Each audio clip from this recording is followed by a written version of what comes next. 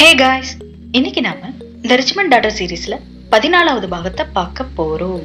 நான் ஏற்கனவே சொன்ன மாதிரி இந்த கதையை நான் ஜேடி சொல்ற மாதிரி தான் சொல்லிட்டு இருக்கேன். இப்ப வாங்க வீடியோக்குள்ள போகலாம். நான் டேவிட்ட கல்யாணம் பண்ணிக்க ஓகே சொன்னதும் என் அப்பா கொஞ்சம் கூட டைம் வேஸ்ட் பண்ணல. அடுத்த நாளே எல்லா அரேஞ்ச்மெண்ட்டையும் ஸ்டார்ட் பண்ணார். ஃப்ரெண்ட்ஸ் அண்ட் ஃபேமிலி எல்லாரையும் வீட்டுக்கு இன்வைட் பண்ணி இந்த நியூஸை எல்லாருக்குமே அனௌன்ஸ் பண்ணார். பட் என்னோட அந்த முடிவு சரியானது இல்லை அப்படின்னு என் பாலை நான் ஃபீல் பண்ணேன்.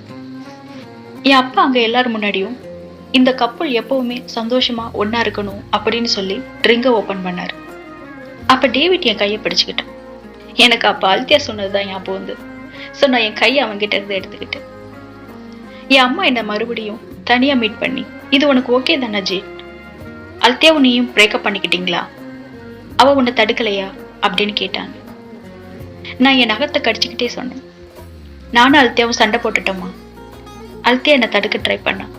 பட் நான் ரொம்பவே ஸ்ட்ராங்கா இருந்தேன். அப்பா என்னதான் பண்ணியிருந்தாலும் என்னால அவரை விட்டு கொடுக்க முடியாதுமா அப்படின்னு சொன்னேன். என் அம்மா சந்தோஷப்பட்டு என்னை கட்டி பிடிச்சுக்கிட்டாங்க. அங்க ஃபங்க்ஷனுக்கு என்னோட ஃப்ரெண்ட் சாலியும் வந்திருந்தா.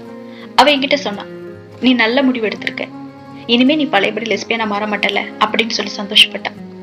நான் அவகிட்ட சொல்ல வந்தேன், பட் அவ கேட்கிற நிலைமையிலே இல்லை. ஆக்சுவலா அவ என் பாலண்ணா மேல கொஞ்சம் இன்ட்ரெஸ்டடா இருந்தா. அதனால நான் டேவிட்ட கல்யாணம் பண்ணிக்க ஒத்துக்கிட்டதும் என் பாலண்ணாவையும் ஸ்ட்ரைட்டா மாத்திரலாம் அப்படின்னு அவ ரொம்பவே நம்பிட்டு இருந்தா, டேவிட் மாதிரியே. அன்னைக்கு கூட என் அப்பா ஆல்தியாவை பார்க்க போனார். அவளை போய் மிரட்டினார்.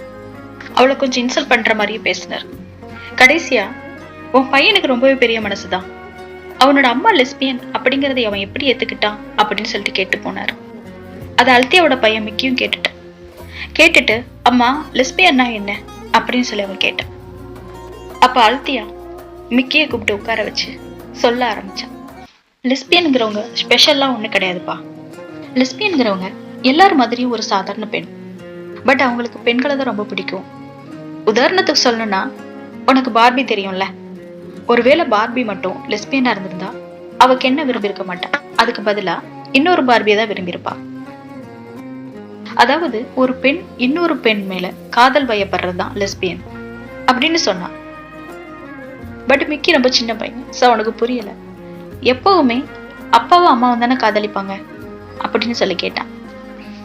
அதுவும் உண்மைதான் மிக்கி.